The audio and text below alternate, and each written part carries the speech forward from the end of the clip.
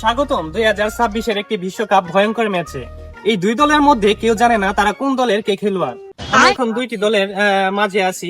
তো এখন আমরা তাদের অনুভূতি এবং বিস্তারিত সম্পর্কে জানবো। আজকে যেহেতু ম্যাচটা অনেক গুরুত্বপূর্ণ, আমরা 2014 সালে খুব মার খেয়েছি। এবারে আমরা কিন্তু ভয়ঙ্কর ভাবে খেলা, আমরা তাদের সাথে শক্তিশালী ভাবে মোকাবেলা করবো। আচ্ছা, ঠিক আছে, এখন আমরা অনুভূতির কাছে চলে যাই। তো আপনার এদিকে আজকে খেলার অনুভূতিটা কি?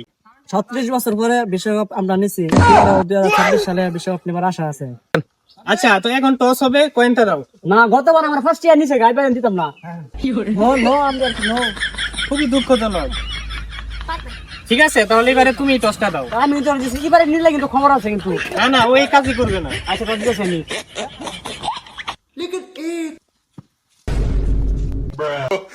অবশেষে আবার চুরি হয়ে গেল 5 টাকা আটলিটি। তো আমরা জানতে পারলাম না, কারণ আটলিটি চুরি হয়ে গেছে, কি কোনটা পেয়েছে। তো আমরা এবার খেলায় চলে যাই, গিয়ে দেখি তাদের আসলে চিপাচিপির অবস্থাটা কি।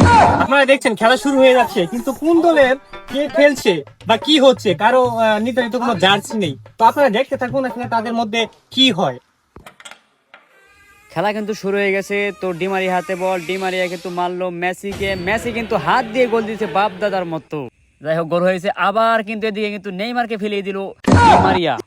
আবার কিন্তু বল মারাতে দেখতেছেন আমরা, খেলা কিন্তু চলতেছে। আবার কিন্তু গোল হয়ে গেল, আবার গোল হয়ে গেল। ব্রাজিল কিন্তু গোল খেয়েই যাচ্ছে, আপনারা দেখতে পাচ্ছেন। কিন্তু আবার কিন্তু ডিমারিয়া কিন্তু বল নিয়ে যাচ্ছে, কিন্তু আবার গোল হয়ে গেল পুটকি টল দিয়ে।